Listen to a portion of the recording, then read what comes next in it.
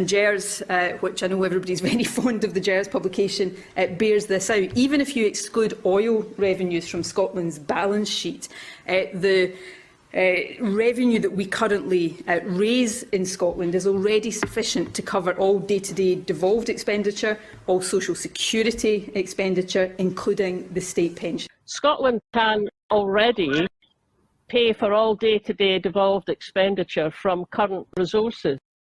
And she was using figures from, I think the evidence for that comes from the GERS figures. So I suppose if you can prove it with GERS figures, which tend to underestimate our economy, then that's a pretty good place to start off with. So do you think she's right in what she said about that? The tricky bit there is in devolved responsibilities, because if we're independent, we don't have just devolved responsibilities. We're going to have to pay for the foreign, Ministry of Foreign Affairs, Ministry of Defence, and all of those things which we currently don't do. The Holyrood Parliament has a balanced budget, so its income equals its expenditure for what it does.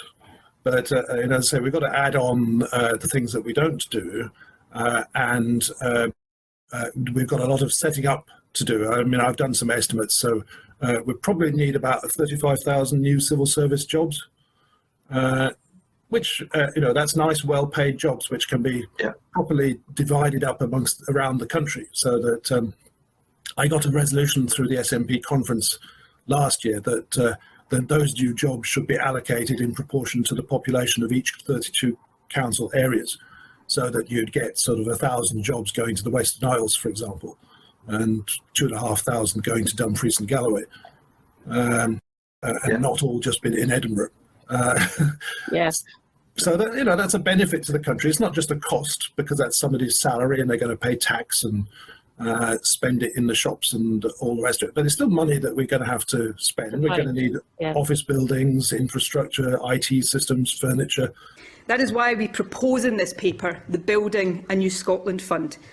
Oil and gas is a declining asset, and our obligation to the planet means that we must move away from fossil fuels as quickly as possible. But oil and gas can't be switched off overnight, so Scotland could benefit from these revenues for some time yet. If we invest remaining oil revenues and use our new borrowing powers responsibly and for a purpose, we can invest up to £20 billion in the first decade of independence.